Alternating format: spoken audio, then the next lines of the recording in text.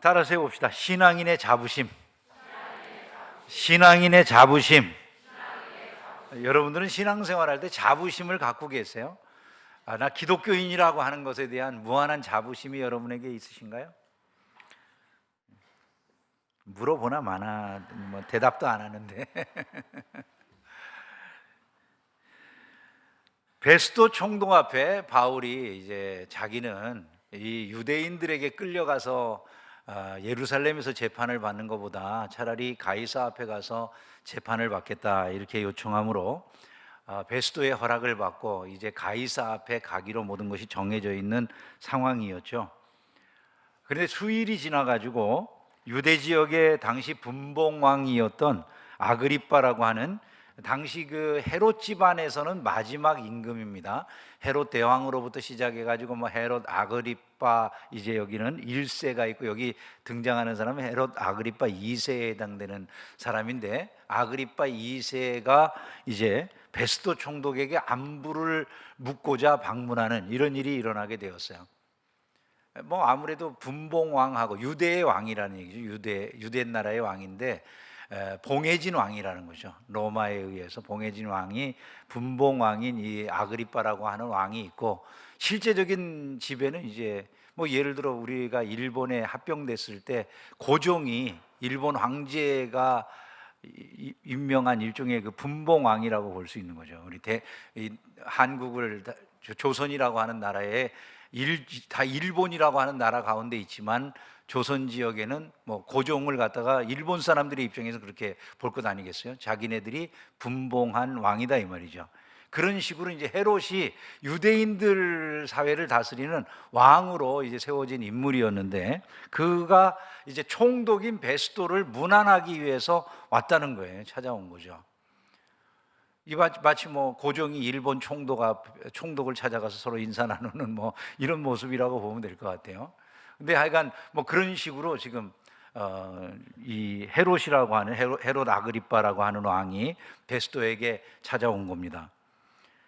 근데 베스도가 아그리빠에게 바울의 일을 이야기를 했어요. 바울의 일을 이야기하고 바울의 이야기를 들은 이 아그리빠라고 하는 왕이 나 그 바울이라고 하는 자를 좀 만나보고 싶다. 왜냐하면 유대의 왕이었는데 유대에서 무슨 일이 일어나는지를 알 거 아닙니까? 바울로 인해서 큰 소란이 있었고 어려움이 있었는데 무슨 일인지 좀 나도 자세히 들어보고 싶다라고 하는 생각을 했던 것으로 보입니다. 그래서 이제 베스도가 아그리빠 앞에 바울을 세우고 이제 그 아그리빠 왕 앞에서 재판을 받는 이런 모습이 여기 언급되어 있습니다.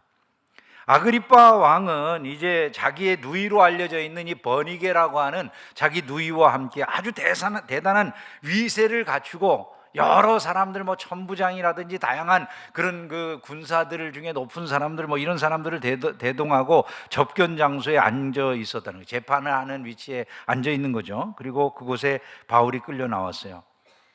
베스도는 바울을 지금 이 자리에 끌어낸 이유가 이것이다라고 설명을 하는데, 그 이유를 이렇게 말합니다.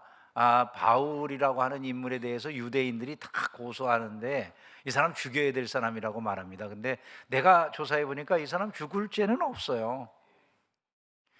근데 이 사람이 지금 황제에게 상소를 했는데 황제에게 데려가기 전에 뭐가 죄인지 분명하게 달아서 보내야 되지 않겠습니까? 그냥 무슨 제목인지 제대로 정하지도 않은 채 황제 앞으로 보낼 수는 없는 것 아니겠어요? 그래서 지금 왕이 오신 김에 재판을 해서 저의 죄가 뭔지 좀 더 알아보려고 이 자리에 세우게 된 겁니다 라고 이제 그 서서를 늘어놓은 다음에 왕이 신문을 하는 거죠. 먼저 이 아그리빠가 바울에게 네가 할 말 있으면 해봐라 라고 말을 시킨 것 같아요. 바울이 이야기를 하는데 이렇게 말을 해요. 나는 원래 전통적인 바리새인의 한 사람으로 바리새인들이 믿고 있는 부활을 주장한 것뿐인데 지금 이 자리에서 재판받게 된 겁니다. 이 말을 하는 거예요. 나는 바리새인의 한 사람이고 바리새인들이 믿고 있는 부활에 대해서 부활이 있다라고 증언한 것 때문에 내가 지금 이 자리에 있게 된 겁니다. 부활에 대해서 믿는다고 하는 바리새파에 속해 있었지만 나는 사실은 예수가 부활했다라고 믿고 있던 당시 그리스도인들을 핍박하던 사람이었고, 심지어는 외국 성에까지 쫓아가서 그런 것을 믿고 있는 자들, 그리스도인이라고 하는 자들을 색출해서 핍박하려고 하던 그런 열심히 있는 바리새인이었습니다. 그런데 내가 그 도중에 부활하신 예수를 만났습니다. 이렇게 말하는 거죠. 내가 가지고 있었던 껍데기뿐인 부활 신앙이 있다고 하면서도 막상 부활에 대해서 이야기하는 걸 나는 막으려고 하고 그것에 대해서 핍박하던 이런 사람이었는데, 그런데 그 부활하신 예수를 내가 만났습니다. 그리고 나는 그의 종이 됐습니다. 그의 증인이 됐습니다. 그래서 내가 지금 이 자리에 있는 겁니다 라고 증언을 하는 거예요. 바울의 말을 듣고 베스도 총독이라고 하는 로마의 총독이 이렇게 말을 합니다. 바울아, 너 미쳤구나. 너 미쳤구나. 너의 많은 학문이 너를 미치게 한다. 이렇게 말을 합니다. 그러니까 이 베스도는 여러 번 지금 바울을 신문하는 과정에서 바울이 굉장히 학식이 있는 사람이라는 걸 자연히 알게 된 것 같아요. 근데 오히려 그 학식이 너를 미치게 한다 이렇게 말을 하면서 그의 말을 그냥 미친 사람의 소리처럼 이렇게 듣는 거, 죽은 사람이 살았다고 하는데 뭐 그 말을 갖다가 이 로마 사람이 받아들이긴 쉽지 않았겠죠, 그죠? 바울이 그 말을 듣고는 내가 지금 미쳐서 하는 말이 아니라는 거죠. 나는 지금 참되고 온전한 말을 하고 있는 것입니다. 그리고 이제 오히려 아그리빠에게, 유대의 왕으로 분봉왕으로 있던 아그리빠에게 도전을 하는 거예요. 일종의 신앙적 도전을 하는 거죠. 왕께서는 이 일을 아시기로 내가 왕께 담대히 말하노니 이 일에 하나라도 아시지 못함이 없는 줄 믿나이다. 저간의 사정을 당신도 다 들어서 알고 있지 않겠습니까? 이렇게 말을 하면서 이 일은 한쪽 구석에서 행한 것이 아닙니다. 즉 예수님이 부활했다라고 하는 사실은 많은 사람들이 그 당시 이미 유대 사회에 다 알려진 일이라는 거죠. 사람들이 그걸 덮기 위해서 예수의 시체를 훔쳐갔다느니 뭐니 이런 말 하지만은 당신도 알다시피 그런 일들이 다 모두에게 알려진 일이 아닙니까? 그러면서 아그리빠 왕이요, 선지자를 믿으십니까? 믿으시는 줄 아나이다. 이렇게 말을 해요. 이게 무슨 말일까요, 여러분? 선지자를 믿는다면 이런 일이 일어날 거다라고 하는 게 이미 다 예언된 걸 알고 있지 않소? 지금 그 얘기인 것이죠. 내가 지금 말하는 이 모든 말들은 그냥 하는 말이 아니라 이미 성경에 예언된 일들이 일어났다는 것입니다. 왜 그 일들, 선지자들이 예언했던 그 일들이 일어났다는 나의 말을 믿지 못하고 있습니까? 지금 그 일에 대해서 내가 말하고 있는 겁니다. 이렇게 지금 말을 해주면서 아그리빠에게 당신 선지자들의 모든 말을 믿는다면 지금 내가 말하는 일이 이야기가 뭔지 충분히 알 수 있지 않습니까? 라고 말하면서 그 사실을 받아들이라고 하는 것이죠. 바울이 이 말을 하니까 아그리빠가 이런 응답을 합니다. 내가 적은 말로 나를 권하여 그리스도인이 되게 하려 하는도다. 이렇게 말을 해요. 무슨 말입니까? 너의 그 몇 마디 말을 통해서 내가 그리스도인이 될 것 같냐? 택도 없다 이놈아. 지금 그런 얘기입니다. 바울에게 한 대답이 지금 그런 말인 거죠. 내가 지금 네 말 몇 마디 듣고 내가 기독교인이 될 것 같으냐? 택도 없는 소리 하고 있다고 지금 대답을 한 거죠. 그때 바울이 이제 그 아그리빠 왕의 대답을 듣고서 한 말이 오늘 말씀인 거예요. 29절 말씀. 말이 적으나 많으나 당신뿐만 아니라, 같이 읽어볼까요? 오늘 내 말을 듣는 모든 사람도 다 이렇게 결박된 것 외에는 나와 같이 되기를 하나님께 원하나이다. 바울이 나와 같이 되기를 원한다라고 말한 이 말이 뭐예요? 나처럼 된다라고 하는 말. 바울처럼 된다는 게 뭘까요, 여러분? 내가 이렇게 결박된 것 말고는 당신들이 다 나처럼 되기를 원합니다. 나처럼 된다는 게 뭘 말할까요? 예수 믿는 사람이 된다는 걸 말하는 거겠죠, 그죠?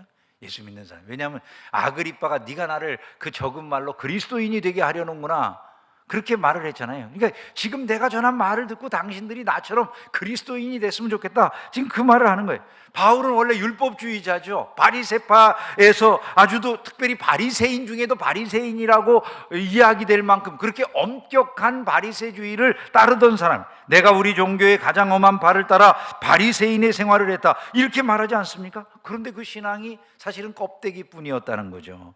부활을 믿는다고 하면서도 막상 부활했다는 소리를 들으니까 부활했다고 하는 그 말을 하는 사람들을 핍박하고 쫓아다녔다, 이런 말을 하는 거예요. 그런데 그 부활하신 예수님을 내가 직접 만났다는 거죠. 그로 인해서 내가 그리스도인이 되었고 나는 그리스도의 제자여 종으로 사는 것, 이것을 만족하게 여긴다라고 하는 것을 지금 말씀하고 있는 거라는, 자기가 이전에는 핍박자였는데 이제는 핍박자가 아니라 그를 전하는 증인이 된 것은 그를 만났기 때문이라는 것이죠. 나는 내가 박해하는 예수라, 내가 내게 나타날 일과 너로 종과 증인을 삼으려 함이니라고 말씀했다는 것을 자기가 들었다는 거죠. 여러분도 나처럼 기독교인이 돼야 됩니다. 얼마나 놀라운 말인지 말도 못할 말이죠. 이게 뭘 우리에게 보여줄까요? 우리가 여기서 생각할 수 있는 게, 바울이 그리스도인이라고 하는 사실에 대해서 무한한 자부심을 느끼고 있었구나라고 하는 걸 알 수가 있다는 거예요.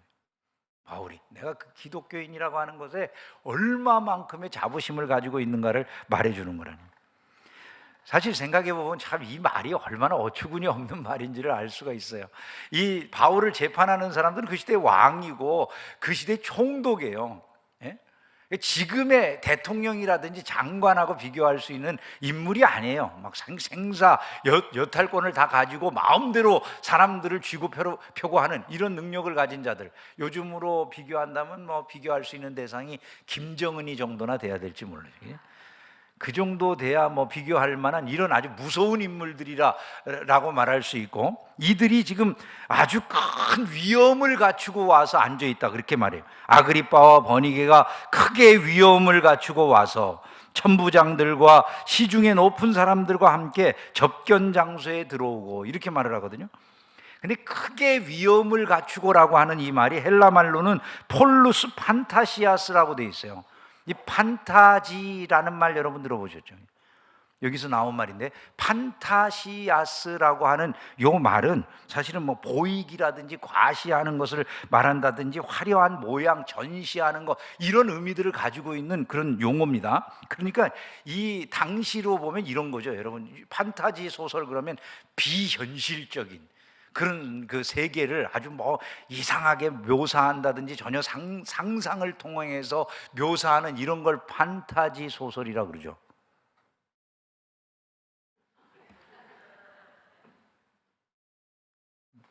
안 읽어봤어요? 판타지 소설이라는 게 그런 거예요. 비현실적인 세상의 뭐 모습을 그리거나 묘사하거나 이런 거예요. 근데 당시의 왕들은 사람들에게 그렇게 보여지는 거예요. 한번 생각을 해보세요. 일반인들의 삶은 엉망이죠. 사람들이 일반적인 삶이라고 하는 것은 그야말로 엉망이고 너무나 힘든데, 왕들은 그 당시에 신의 자식으로 자처하는 인물들이잖아요.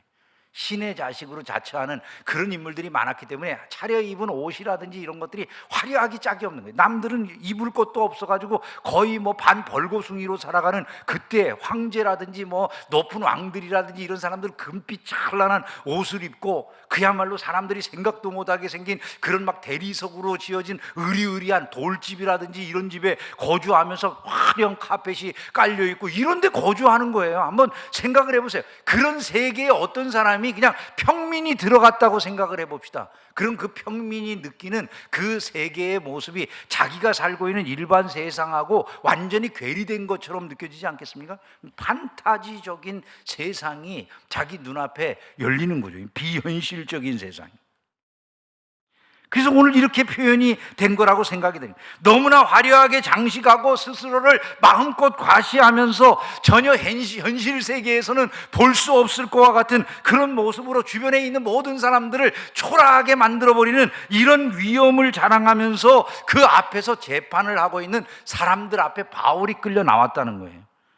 여러분, 사람들이 굉장히 호화로운 그런 아주 잘 가꿔진 엄청난 장소에 가면은 갑자기 주눅이 들까요, 안 들까요? 혹시 여러분 뭐 얘기 들어보셨어요? 뭐 중국의 부자 한 사람이 자기 화장실을 전부 금으로 꾸며놨대요. 화장실 변기까지 다 금이래요. 못 들어보셨어요? 만약에 그런 화장실을 들어갔다고 생각을 해봅시다. 화장실에 들어갔는지 여기다 싸야 될지 말아야 될지를 고민하게 되지 않겠어요, 여러분? 사람들이 그걸 고민할 거예요. 왜냐하면 이게 익숙하지 않으니까, 너무나 이게 비현실적으로 보여지니까, 아니 세상에 뭐 이런 세상이 있는가, 그런 생각이 들 거예요. 근데 상대적으로 그 앞에 서 있는 바울의 모습을 생각해 보세요. 아주 극명한 비교인 거죠. 2년 동안이나 옥중에서 죄수로 살았어요. 바울이 자기를 꾸밀 수가 있었겠습니까, 여러분? 바울이 제대로 씻을 수가 있었을까요? 아무것도 제대로 할 수 없는 초라하게 짝이 없는 죄수의 모습으로 지금 끌려 나와가지고 자기가 재판을 받는 이런 상황이라는 것이죠. 세상에 누가 봐도 바울과 그 앞에 있는 사람들 사이에는 너무 격차가 커서 아무도 바울처럼 되고 싶은 생각이 없었을 거란 말이죠. 그런데 그 자리에서 바울이 만약에 세상 것에 익숙하고 세상 것을 욕심내는 사람이었다면 이런 생각이 오히려 들었어야 정상인 거예요. 하나님 살아계시다면 어떻게 예수 믿는 사람은 이 꼴로 초라하게 만들어 놓고 예수 안 믿는 저자들은 저렇게 높은 자리에서 저렇게 호화를 누리게 만드실 수가 있습니까? 이래야 정상일 것 같은데 바울이 그들에게 그러니 저러니 말도 안 하고 한다는 이야기가 이거였다는 거죠. 나는 당신들과 같이 되고 싶은 마음이 눈꼽만큼도 없습니다. 다 당신들이, 요거 묶인 것 말고는 당신들이 나처럼 되기를 원합니다. 그리스도인들이 되기를 원합니다라고 하는 그 말을 해줬다는 것이죠. 여러분, 그리스도인이라고 하는 이 자부심이 얼마나 대단했는가를 우리가 알 수 있는 거죠. 그 마음에 그리스도인이라고 하는 자부심이 얼마나 큰지, 세상적인 영화, 권세, 지위 이따구 것들이 아무것도 아니라는 거예요. 나는 예수를 증거하는 그리스도인이 된 이 사실이 너무나 영광스럽습니다. 여러분, 우리 성도들 가운데도 예전에 신앙생활 잘하던 성도들이 이런 찬양을 많이 노래했잖아요. 우리 신앙의 선배들이. 요즘은 잘 안 부르지만은 예전엔 이 찬양을 부흥회 때마다 많이 불렀던 것 같아요. 아마 다들 어려워서 그러지 않았을까 싶은데 이 찬양을 많이 불렀어요. 세상 사람 날 부러워 아니하여도 나도 역시 세상 사람 부럽지 않네. 하나님의 크신 은혜 생각할 때에 할렐루야 찬송이 저절로 나네. 같이 할까요? 세상 사람 날 부러워 아니하여도 나도 역시 세상 권세 부럽지 않네. 성령 충만 받은 것을 생각할 때에 할렐루야 찬송이 저절로 나네. 세상 사람 날 부러워 아니하여도 나도 역시 부귀영화 부럽지 않네. 주의 영광 참여할 것 생각할 때에 할렐루야 찬송이 저절로 나네. 세상 사람 날 부러워 아니하여도 하늘나라 천군 천사 날 부러워해. 멸류관을 받았을 일 생각할 때에 할렐루야 찬송이 저절로 나네. 여러분, 이것이 여러분의 믿음의 고백이 되기를 주의 이름으로 축원합니다. 이러한 고백을 가질 수 있는 사람, 그리스도인이 아니면 아무도 없다는 것이죠. 이게 그리스도인들이 가질 수 있는 가장 놀라운 축복이라 이렇게 생각을 해야 될 것입니다. 바울은 이와 같이 그리스도인이라고 하는 엄청난 자부심을 표현하고 있는 것이죠. 또한 이 고백을 통해서 바울은 그리스도를 최고로 높이고 있는 거예요. 그 사람들은 이 세상에서 제일 높은 자리에 있는 자들, 그 시대의 최고로 권세를 누리는 이런 사람들이에요. 근데 바울이 당신들이 나처럼 되기를 원합니다, 이렇게 말을 합니다. 이게 무엇을 말합니까? 내 이 초라한 모습, 내 이 부족한 모습, 이런 것들을 가지고도 나는 당신들 하나도 부럽지 않습니다. 그 말은 내가 예수의 종이라고 하는 사실, 예수 때문에 이렇게 고생을 하고 예수 때문에 이렇게 핍박을 받고 예수 때문에 옥중에서 2년을 있는 이런 삶을 산다 하더라도 당신들이 부럽지 않다. 나는 예수의 종이라고 하는 이 사실이 가장 영광스럽게 느껴진다는 말이잖아요. 그러면 예수 그리스도, 자기의 주인인 예수 그리스도를 얼마나 높이는 것입니까? 나에게는 예수님보다 높으신 분이 없습니다. 그를 섬길 수 있는 종이 되었다는 게 이토록 영광스러운데 내가 왜 당신들의 영화를 부러워하겠습니까? 세상에 말도 안 되는 일이 이런 얘기죠, 그죠? 가장 예수님을 높이는 그런 고백이라고 말할 수 있는 것이, 그 확신이 바울을 세상의 높은 자들 앞에서도 당당하게 하고 이 세상의 부귀영화, 화려한 것들, 이런 것들을 부러워하지 않을 수 있는, 주눅들지 않을 마음들을 그의 심령 속에 허락해 준 것이었다는 거예요. 여러분, 하나님께서 우리에게 주신 마음이 이런 것들이기를 주의 이름으로 축원합니다. 그리스도인들 안에 이런 자부심이 있어야 된다. 갈발트라고 하는 유명한 독일의 신학자가 있어요. 이 칼바르트가 죽기 전날에 두 사람과 통화를 했답니다. 그 중에 한 사람이 에두하르트 투르나이젠이라고 하는 신학자였는데, 많은 사람들이 칼바르트라고 하는 이 신학자 주변을 떠나갈 때에도 이 사람은 끝까지 함께 했고, 이 사람이 칼바르트라고 하는 이 신학자에게 실존 철학자인 킬케골이라고 하는 그런 덴마크의 철학자를 소개해 준 적도 있는 그런 신학자로 알려져 있습니다. 그런데 이 사람이 이제 바르트가 한 그 자기와 대화한 그 마지막 대화에 대해서 소개를 한 게 있는데, 이 트루나이젠이라고 하는 사람이 바르트가 죽기 전날 바르트라고 하는, 칼바르트라고 하는 신학자와 나눈 대화의 내용은, 당시 미소간의 이 냉전으로 인해서 막 점점 상황이 악화되어져 가고 있던 상황에서 세계의 미래가 굉장히 불확실하다, 요런 그 일들이 벌어지고 있던 시점에 나눈 대화라는 거예요. 험악해 보이는 정세에 대해서 대화를 하고 마지막으로 남긴 칼발트라고 하는 분의 마지막 말은 이것이었다 그럽니다. 어깨를 늘어뜨리지 말자. 절대로. 주님이 모든 것을 다스리신다. 주님이 모든 것을 다스리신다라고 하는 말이었대요. 워싱턴도 아니고 모스크바도 아니다. 세상을 다스리는 것은 하나님이시다. 모든 것이 다 이들에 의해서 지배되는 것 같고 모든 것이 다 금방 무너질 것처럼 보여지지만 하나님이 다스리신다. 어깨를 늘어뜨리지 말자 그랬더니, 여러분, 주님을 최고로 높일 줄 아는 마음을 우리가 가지고 살아가야 될 줄로 믿습니다. 예수를 믿는데 우리가 예수님에 대해서 보잘것없이 여기는 그런 마음을 가지고 있으면요, 세상 사람들 앞에서도 우리가 당당하지 못하게 돼 있어요.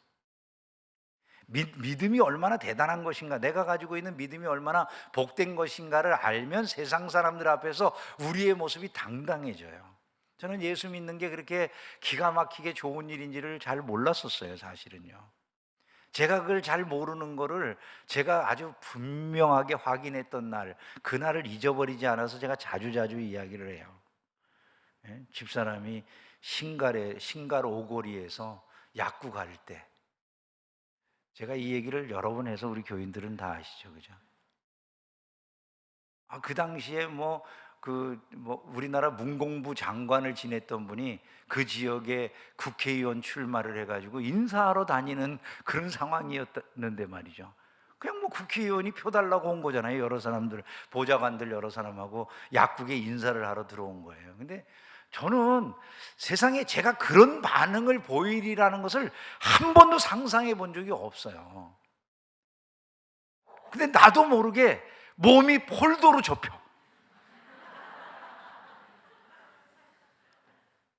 아니, 저는 제가 그러리라고 전혀 정말 몰랐어요. 제가 폴더처럼 접혀가지고 인사를 딱 하니까 우리 집사람이 나오면서 누구예요? 그러더라고요. 여기 국회의원 나온 사람이 인사하러 왔다고 그랬더니 집사람 하는 얘기가, 아니 전도사님 근데 뭐 그렇게 허리를 굽혔어요? 그러더라고요. 이게 내가 얼마나 조잡해 보였습니다.